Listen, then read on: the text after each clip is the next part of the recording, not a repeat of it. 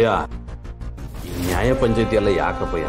4 ಗೋಡೆ ಮಧ್ಯೆ ತೀರ್ಮಾನ ಆಗೋ ವಿಷಯವ ಈಗ 4 ಜನದ ಮುಂದೆ ಹೇಳ್ಕೊಂಡ್ರೆ ನಮ್ಮನೆ ಮರವಾದಿನ ಅಲ್ವೇನಪ್ಪಯ್ಯ ಹೋಗೋದು? ತಾಯಿ ಮರಬೇಡ, ಸುಮ್ಮನೆ ನಿಂತ್ಕೊಳ್ಳ. ಒಳ್ಳೆ ಪ್ರಕೃತಿ ಆಡ್ಬೇಡ. ಈಗೆಲ್ಲ ಉಳ್ದೈತೆ ನಮ್ಮ ಮರ್ಯಾದೆ. ಪೊಲೀಸವ್ರ ಮನೆ ಗಂಟ ಬಂದು ನಮ್ಮನ್ನೆಲ್ಲ ಅರೆಸ್ಟ್ ಮಾಡ್ತೀವಿ ಅಂತ ಹೇಳಿ ನಿನ್ಗೆ ಗೊತ್ತಿಲ್ವೇ? ಎಲ್ಲ ಗೊತ್ತಿದ್ದು ಸುಮ್ಮನೆ ಮಾತಾಡ್ತಿದ್ಯಲ್ಲ. ಅಪ್ಪಾಜಿ, ಈಗೆಲ್ಲ ಸಮಸ್ಯೆ ಪರಿಹಾರ ಆಯ್ತು ತಾನೆ?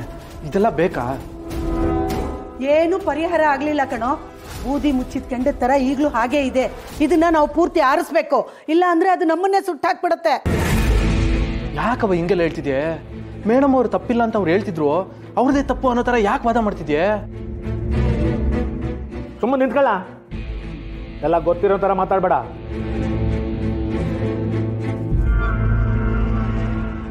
ಎಲ್ಲಮ್ಮೆ ಸಿಂಚನ ಕಾಣ್ತಾ ಇಲ್ವಲ್ಲ?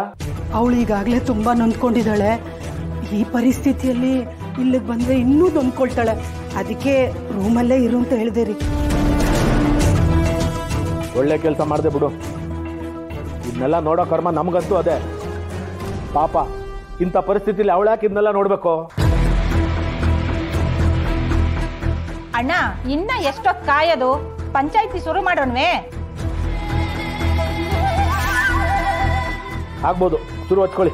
ಹಂಗಾರೆ ನಿಮ್ ಸೊಸನ್ ಕರ್ಸ್ಬಿಡೋಣ, ಅದೇನು ಅಂತ ವಿಚಾರಿಸೋಣ. ಲೇ ಸಿದ್ದೇಗೌಡ, ಕರ್ಕೊಂಬರಲ್ಲ ನಿನ್ನ ಹೆಂಡ್ರನ?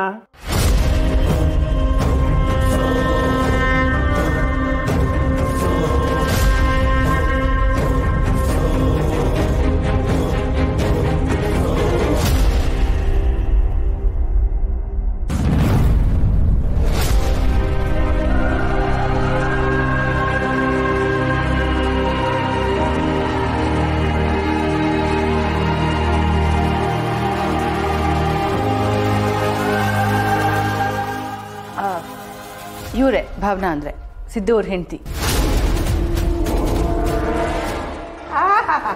ಮಾಡೋದೆಲ್ಲ ಮಾಡ್ಬಿಟ್ಟು ಏನ್ ಕಿಸ್ತಾ ನಿಂತಿದ್ದಾಳೆ ನೋಡು.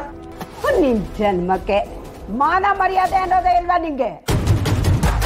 ಕಂಡೋರ್ ಮನೆ ವಿಷಯಕ್ಕೆಲ್ಲ ದಂಡಿನ ಸಮೇತ ಬಂದು ಕೂತಿದ್ದೀರಲ್ಲ, ನಿಮಗ್ ನಾಚಿಕೆ ಇಲ್ಲ ಅಂದ್ಮೇಲೆ ನನಗೆ ಯಾಕಿರ್ಬೇಕು?